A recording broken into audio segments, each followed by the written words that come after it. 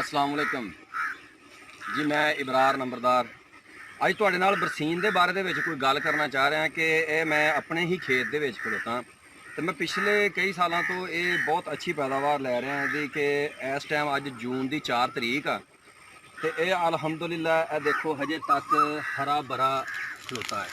ਠੀਕ ਹੈ। ਔਰ ਇਹਦੇ ਕੋਈ ਅਲਹਮਦੁਲਿਲਾ ਅਸੀਂ ਕੋਈ 7-8 ਲੌ ਲੈ ਲਈਦੇ ਆ ਤੇ ਲੋਕਾਂ ਦਾ ਖਤਮ ਹੋਇਆ ਤਕਰੀਬਨ ਕੋਈ 1.5 2 ਮਹੀਨੇ ਹੋ ਗਏ ਤੇ ਇਹ ਹਜੇ ਤੱਕ ਜੂਨ ਦੀ 4 ਤਰੀਕ ਤੱਕ ਮਾਸ਼ਾਅੱਲਾ ਸਰ ਸਬਜ਼ ਔਰ ਸ਼ਦਾਬ ਖੜੋਤਾ। ਇਹਦੀਆਂ ਕੁਝ ਵਜੂਹਾਤ ਹੈਗੀਆਂ ਜਿਹੜੀਆਂ ਆਮ ਬੰਦਿਆਂ ਨੂੰ ਨਹੀਂ ਪਤਾ ਤੇ ਮੈਂ ਕਿਹਾ ਅੱਜ ਦੱਸ ਦੇਵਾਂ। ਇਹ ਜਨਾਬ ਸਭ ਤੋਂ ਪਹਿਲੇ ਤੇ ਇਹਦੀ ਹੈਗੀ ਆ ਬੀਜ ਦੀ ਜਿਹੜੀ ਹੈਗੀ ਨਾ ਜੀ ਉਹ ਚੁਆਇਸ। ਬੀਜ ਜਿਹੜਾ ਹੈਗਾ ਨਾ ਜੀ ਉਹ ਕਾਲਾ ਜਿਹਨੂੰ ਕਹਿੰਦੇ ਆ ਦੇਸੀ ਲਫ਼ਜ਼ਾਂ ਦੇ ਵਿੱਚ ਕਾਲਾ ਬੀਜ ਜਿਹੜਾ ਨਾ ਜੀ ਪਿਓਰ ਅਸਲ ਉਹ ਲੈ ਕੇ ਲਾਉਣਾ ਚਾਹੀਦਾ। ਜਿਹੜਾ ਪਿਛਲੇ ਤੇ ਸਾਨੂੰ ਕੋਈ 400 ਰੁਪਏ ਕਿਲੋ ਮਿਲ ਰਿਹਾ ਸੀ ਤੇ ਐਤਕੀ ਅਸੀਂ 500 ਰੁਪਏ ਕਿਲੋ ਬੜੇ ਔਖੇ ਹੋ ਕੇ ਲਿਆ ਤੇ ਇਹ 500 ਰੁਪਏ ਕਿਲੋ ਦੇ ਹਿਸਾਬ ਨਾਲ ਸਰ ਜੀ ਬੀ ਅਸੀਂ ਲੈ ਕੇ ਲਾਈਦਾ ਵਾ। ਠੀਕ ਆ। ਤੇ ਇਹਦੇ ਕੋਈ 8-9 ਲੋ ਹੋ ਜਾਂਦੇ ਆ ਤੇ ਇਹ ਜੀ ਜਿਹੜਾ ਹੈਗਾ ਨਾ ਇਹਦਾ ਲੈਣ ਦਾ ਦੂਸਰਾ ਤਰੀਕਾ ਇਹ ਆ ਕਿ ਜਦੋਂ ਤੁਸੀਂ ਇਹਨੂੰ ਇੱਕ ਦਫਾ ਵੱਢ ਲੈਣਾ ਨਾ ਜੀ, ਇਹਨੂੰ ਵੱਢਣ ਤੋਂ ਬਾਅਦ ਜਦੋਂ ਇਹ ਥੋੜਾ ਥੱਲਿਓਂ ਫੁੱਟਣਾ ਹਜੇ, ਠੀਕ ਹੈ, ਇਹਨੂੰ ਤੁਸੀਂ ਹਰ ਪਾਣੀ ਤੇ ਯੂਰੀਆ ਖਾਦ 1 ਕਿੱਲੇ ਨੂੰ ਅੱਧੀ ਬੋਰੀ ਲਾਜ਼ਮੀ ਤੁਸੀਂ ਇਹਨੂੰ ਛਟਾ ਕਰਕੇ ਤੇ ਪਾਣੀ ਲਾਣਾ। ਤੇ ਉਹਦੇ ਨਾਲ ਇਹ ਆ ਕਿ ਤੁਸੀਂ ਹਜੇ ਐਂਡ ਤੇ ਨਹੀਂ ਪਹੁੰਚੇ ਹੋਗੇ ਤੇ ਪਿੱਛੋਂ ਪੱਠੇ ਜਿਹੜੇ ਨਾ ਉਹ ਵੱਢਣ ਵਾਲੇ ਹੋ ਜਾਣਗੇ। ਠੀਕ ਹੈ। ਤੇ ਉਹਦੇ 'ਚ ਇਹ ਆ ਕਿ ਤੁਸੀਂ ਜਿੰਨੀ ਜ਼ਿਆਦਾ ਯਾਨੀ ਕਿ ਇਹਦੀ ਕੇਅਰ ਕਰੋਗੇ ਉਨੇ ਹੀ ਜ਼ਿਆਦਾ ਤੁਸੀਂ ਇਹਦੇ ਲੌ ਲੈ ਸਕਦੇ ਜੇ। ਤੇ ਹਰ ਪਾਣੀ ਤੇ ਇਹਨੂੰ ਤੁਸੀਂ ਖਾਦ ਪਾਉਣੀ ਆ ਔਰ ਪਾਣੀ ਜਿਹੜਾ ਹੈਗਾ ਨਾ ਜੀ ਉਹ ਬਿਲਕੁਲ ਪਤਲਾ ਲਾਉਣਾ। ਪਤਲਾ ਪਾਣੀ ਲਾਉਣ ਦੇ ਨਾਲ ਇਹਦੀਆਂ ਜੜ੍ਹਾਂ ਨਹੀਂ ਗਲਣਗੀਆਂ। ਪਤਲਾ ਪਾਣੀ ਲਾਉਣਾ ਔਰ ਹਰ ਪਾਣੀ ਤੇ ਇਹਨੂੰ ਖਾਦ ਜ਼ਰੂਰ ਪਾਉਣੀ ਹੈ। ਔਰ ਜਦੋਂ ਐਂਡ ਹੋ ਜਾਣਾ ਵਾ, ਜਿਸ ਤਰ੍ਹਾਂ ਅੱਜ ਕੱਲ੍ਹ ਦਾ ਮੌਸਮ ਚੱਲ ਰਿਹਾ ਵਾ, ਬਰਸੀਨ ਨੂੰ ਸੁੰਡੀ ਬਹੁਤ ਪੈਂਦੀ ਹੈ ਤੇ ਇਹ ਤੁਸੀਂ ਜਨਾਬ ਵਾਲਾ ਇਹਨੂੰ ਸੁੰਡੀ ਦੀ ਸਪਰੇਅ ਲਾਜ਼ਮੀ ਕਰਨੀ ਹੈ। ਠੀਕ ਹੈ। ਔਰ ਜਦੋਂ ਤੁਸੀਂ ਅੱਗੋਂ ਇਹਨੂੰ ਵੱਢਦੇ ਜਾਣਾ ਉਸੇ ਤਰ੍ਹਾਂ ਤੁਸੀਂ ਇਹਨੂੰ ਅੱਗੋਂ ਸੁੰਡੀ ਦੀ ਲਾਜ਼ਮੀ ਸਪਰੇਅ ਪਿੱਛੋਂ ਕਰਦੇ ਜਾਣਾ। ਤੇ ਇਹ ਸਰ ਜੀ ਤੁਸੀਂ ਜਿਵੇਂ ਪਿੱਛੋਂ ਲੌ ਵੱਢਦੇ ਜਾਣਾ ਨਾ ਜੀ, ਇਹ ਜਦੋਂ ਛੋਟਾ ਹੁੰਦਾ ਜਾਣਾ ਤੁਸੀਂ ਹਰ ਲੌ ਤੋਂ ਬਾਅਦ ਇਹਨੂੰ ਸੁੰਡੀ ਵਾਲੀ ਸਪਰੇਅ ਲਾਜ਼ਮੀ ਕਰਨੀ ਹੈ। ਪਿੱਛੇ ਛੋਟੇ ਵੀ ਹੋਣਗੇ ਉਹਨਾਂ ਨੂੰ ਤੁਸੀਂ ਸਪਰੇਅ ਮਾਰੀ ਜਾਣੀ ਹੈ। ਠੀਕ ਹੈ।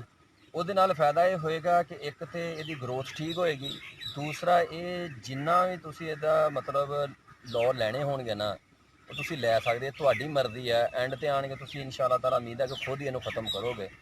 ਤੇ ਇਹ ਸਰ ਜੀ ਸਪਰੇਅ ਇਹਨੂੰ ਲਾਜ਼ਮੀ ਆ ਔਰ ਉਹਦੇ ਨਾਲ ਫਾਇਦਾ ਇਹ ਹੋਏਗਾ ਕਿ ਤੁਹਾਡੇ ਪਸ਼ੂ ਜਿਹੜੇ ਆ ਨਾ ਉਹ ਬਿਮਾਰ ਨਹੀਂ ਹੋਣਗੇ। ਸੁੰਡੀਆਂ ਬਰਸੀਨ ਦੇ ਵਿੱਚ ਹੁੰਦੀਆਂ ਵਾ, ਉਹ ਲਿਜਾ ਕੇ ਕੁੱਤਰ ਕੇ ਪਾਉਂਦੇ ਜੇ ਤੇ ਪਸ਼ੂ ਜਿਹੜੇ ਹੈਗੇ ਨੇ ਉਹਨਾਂ ਦੇ ਮਿਹਦੇ ਖਰਾਬ ਹੋ ਜਾਂਦੇ ਆ ਤੇ ਉਹ ਹਜ਼ਾਰਾਂ ਰੁਪਏ ਮੱਝਾਂ ਤੇ ਲੱਗ ਜਾਂਦੇ ਦਵਾਈਆਂ ਤੇ।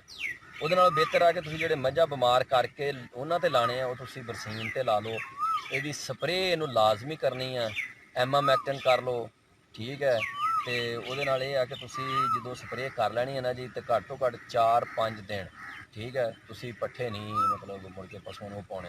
ਉਹਦਾ ਬਿਹਤਰ ਹੱਲ ਇਹ ਆ ਕਿ ਪਿੱਛੇ ਛੋਟਿਆਂ ਨੂੰ ਮਤਲਬ ਤੁਸੀਂ ਕਰੋ। ਤੁਹਾਡੇ ਪਸ਼ੂ ਜਿਹੜੇ ਹੈਗੇ ਆ ਉਹ ਭੁੱਖੇ ਨਹੀਂ ਰਹਿਣਗੇ। ਪੱਠੇ ਤੁਹਾਡੇ ਜਿਹੜੇ ਹੈਗੇ ਉਹ ਤੁਸੀਂ ਫਿਰ ਕਿਤੋਂ ਲੈਣੇ ਪੈਣਗੇ। ਤੁਸੀਂ ਪਿੱਛੋਂ ਸਪਰੇਅ ਛੋਟਿਆਂ ਨੂੰ ਕਰੀ ਜਾਓਗੇ ਤੇ ਉਹਦੇ ਵਿੱਚ ਇਹ ਹੋਏਗਾ ਕਿ ਪੱਕੇ ਤੁਸੀਂ ਅੱਗੋਂ ਵੱਢੀ ਜਾਓਗੇ ਤੇ ਪਿੱਛੇ ਤੁਹਾਡੇ ਜਿਹੜੇ ਨਾ ਜੀ ਉਹ ਪਸ਼ੂ ਜਿਹੜੇ ਹੈਗੇ ਆ ਇਨਸ਼ਾਅੱਲਾ ਤਾਲਾ ਉਹ ਰੱਜਦੇ ਰਹਿਣਗੇ ਤੇ ਪੱਠੇ ਤੁਹਾਡੇ ਜਿਹੜੇ ਹੈਗੇ ਨਾ ਜੀ ਉਹ ਤਿਆਰ ਹੁੰਦੇ ਰਹਿਣਗੇ। ਤੇ ਇਹ ਮੈਂ ਖੁਦ ਆਪਣਾ ਤਜਰਬਾ ਦੱਸ ਰਿਹਾ ਕਿਉਂਕਿ ਅਸੀਂ ਸਪਰੇਅ ਕਰ ਦਿੱਤੀ ਸਾਰਿਆਂ ਨੂੰ ਤੇ ਮੁੜ ਕੇ ਜੀ 5-7 ਦਿਨ ਮਤਲਬ ਬਹੁਤ ਤੰਗ ਹੋਏ ਤੇ ਅੱਲਾ ਦਾ ਸ਼ੁਕਰ ਹੈ ਚਲੋ ਸਾਨੂੰ ਤਾਂ ਮਿਲ ਗਿਆ ਕਿਤੋਂ ਮੁੱਲ ਲੈ ਲੈ। ਲੇਕਿਨ ਮਤਲਬ ਗੱਲ ਕਰਨ ਦਾ ਇਹ ਹੈ ਕਿ ਹਰ ਇੱਕ ਗੱਲ ਦੱਸੀ ਜਾਂਦੀ ਹੈ ਕਿ ਅਗਲੇ ਬੰਦੇ ਨੂੰ ਤਜਰਬਾ ਹੋ ਜਾਵੇ ਕਿ ਯਾਰ ਇਹ ਤੁਸੀਂ ਪਿੱਛੇ ਜਿਹੜੇ ਛੋਟੇ ਹੈ ਨਾ ਜੀ ਉਹਨਾਂ ਨੂੰ ਤੁਸੀਂ ਸਪਰੇਅ ਕਰਦੇ ਜਾਓਗੇ ਤੇ ਅੱਗੇ ਜਿਹੜੇ ਤੁਸੀਂ ਵੱਢੀ ਜਾਓਗੇ ਤੇ ਇਨਸ਼ਾਅੱਲਾ ਤਾਲਾ ਤੁਹਾਡੇ ਪੱਠਿਆਂ ਦੀ ਕਮੀ ਵੀ ਨਹੀਂ ਆਏਗੀ, ਪਸ਼ੂ ਵੀ ਬਿਮਾਰ ਨਹੀਂ ਹੋਣਗੇ। ਔਰ ਦੂਸਰੀ ਗੱਲ ਇਹ ਆ ਕਿ ਬਰਸੀਮ ਜਿਹੜਾ ਹੈਗਾ ਨਾ ਜੀ ਇਹਨੂੰ ਤੁਸੀਂ ਜਿੰਨਾ ਚਿਰ ਇਹ ਚੰਗੀ ਤਰ੍ਹਾਂ ਮਤਲਬ ਮਚੋਰ ਨਾ ਆ ਜਾਵੇ ਉਨੀ ਦੇਰ ਵੱਢਿਆ ਨਾ ਕਰੋ। ਬਾਅਦ ਔਕਾਤ ਹੁੰਦਾ ਕਿ ਛੋਟਾ ਜਿਹੜਾ ਨਾ ਅਸੀਂ ਪੱਠਾ ਵੱਢ ਕੇ ਪਾਉਣਾ ਸ਼ੁਰੂ ਕਰ ਦਿੰਦੇ ਜੇ, ਉਹਦੀ ਵਜ੍ਹਾ ਨਾਲ ਵੀ ਪਸ਼ੂ ਬਿਮਾਰ ਹੁੰਦੇ ਆ। ਠੀਕ ਹੈ। ਕੋਈ ਵੀ ਪੱਠਾ ਜਿਹੜਾ ਹੈਗਾ ਨਾ ਉਹ ਜਿੰਨਾ ਚਿਰ ਮਚੋਰ ਨਾ ਹੋ ਜਾਵੇ ਉਨੀ ਦੇਰ ਉਹਨੂੰ ਵੱਢ ਕੇ ਪਸ਼ੂਆਂ ਨੂੰ ਨਹੀਂ ਪਾਉਣਾ ਚਾਹੀਦਾ ਤੇ ਮਚੋਰ ਹੋ ਜਾਵੇ ਤੇ ਫਿਰ ਤੁਸੀਂ ਉਹਦਾ ਜਿਹੜਾ ਨਾ ਉਹਨੂੰ ਵੱਢ ਕੇ ਇਹ ਪਸ਼ੂਆਂ ਨੂੰ ਪਾਓ। ਠੀਕ ਹੈ ਜੀ। ਇਹ 2-4 ਗੱਲਾਂ ਤੁਹਾਡੇ ਨਾਲ ਸ਼ੇਅਰ ਕਰਨੀਆਂ ਚਾਹੁੰਦਾ ਸੀ। ਇਸ ਤਰ੍ਹਾਂ ਤੁਸੀਂ ਬਰਸੀਨ ਜਿਹੜਾ ਹੈਗਾ ਨਾ ਜੀ ਉਹਦੇ ਜ਼ਿਆਦਾ ਪੈਦਾਵਾਰ ਲੈ ਸਕਦੇ ਜੋ, ਜ਼ਿਆਦਾ ਦੇਰ ਤੱਕ ਚਲਾ ਸਕਦੇ ਜੇ। ਠੀਕ ਹੈ। ਅੱਜ ਜੂਨ ਦੀ 4 ਤਰੀਕ ਤੱਕ ਮਾਸ਼ਾਅੱਲਾ ਦੇਖੋ ਹਰਾ ਭਰਾ ਹੈ। ਠੀਕ ਹੈ। ਇਹ 4-5 ਗੱਲਾਂ ਸੀਗੀਆਂ ਤੇ ਉਮੀਦ ਹੈ ਕਿ ਇਨਸ਼ਾਅੱਲਾ ਤਾਲਾ ਜ਼ਿਮੀਂਦਾਰਾਂ ਨੂੰ ਬੜਾ ਇਹਦੇ ਨਾਲ ਫਾਇਦਾ ਹੋਏਗਾ।